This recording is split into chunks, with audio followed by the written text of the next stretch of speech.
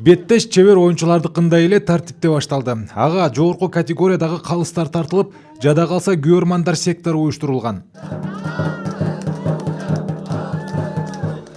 Погодага карабай, ушундай күн суук кичине болсо дагы биз поддержка кылып атып, кыйкырып атып, ысып да кеттик. Алтын уя командасынын күбөрманы болуп келдим. Шартка ылайык старттык курамга футбол клубунан 5 гана оюнчу, жеке мектептен оюнчулар ашыгы менен чыгып эсепте Алтын уя командасы ачты. Oyun жақсы болуп атат. Бардыгы центральный нападающий ойнойм. Жакшы. 1-2 гол киргиздим. Оюнчулар күчтүү экен, ооба. Да. Чода да утулуп бертканда болуп атат да. Чоң оюнчулар кимде бир гол киргизгенден кийин кайта гол сайып койтат. Бул кыргыз алтын уюштурган кайрымдуулук оюну. Өспүрүмдөр чебер оюнчуларга каршы ойноп, тажрыйба чогултуусу маанилүү. Аталган ишкана оюндан сырткары балдар мектебине колдоо көрсөтүп келет дейт Сүйөркул Бакиров. Биз өткөндө жайында бир жолу футболдук ушул жерде оюн уюштурду элек.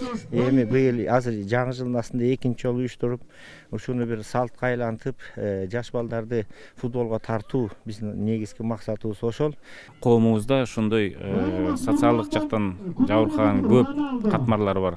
Ошондуктан ошол кыргыз алтын ошол катмарларга, ошол бөлүгүнө көңүл буруп аткандыгы бул чоң жакшы сооптуу иш. Алтын уя жеке мектебинде 12 жаштан 16 жашка чейинки 180 бала окуйт. Мектепте негизи футбол ийрими бар. Балдар дайым машыгып жүрөт экен. Балдарыбыздын спортко болгон көз карашын өзгөртүп, күчөнтүп, мындан кийинки боло турган иш-чараларга дагы мотивация болуп, балдарга руханий жактан азыктар болуп атат. Чоң ыраазычылык билдиребиз.